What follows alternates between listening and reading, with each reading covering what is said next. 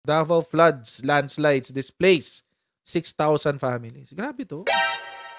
And this is not the first time. Nangyari na po ito noong January. Nangyari po ito po sa Davao City. Ayan, 2,400 families hit by floods and landslides in Davao City. Ito, baluarte to ni Digong. Ni Shi Digong. Ang nakakatawa dito, yung batikos ni Alvarez.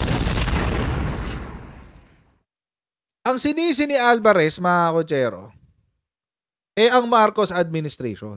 9 years na nakaupo si Alvarez bilang kongresista ng 1st District ng Davao del Norte. If I'm not mistaken, Davao del Norte siya. So, isisisi mo sa 2023 budget yung kawalan ng flood control projects netong nangyari? Kasamang na landslide ang kredibilidad ni Alvarez dito.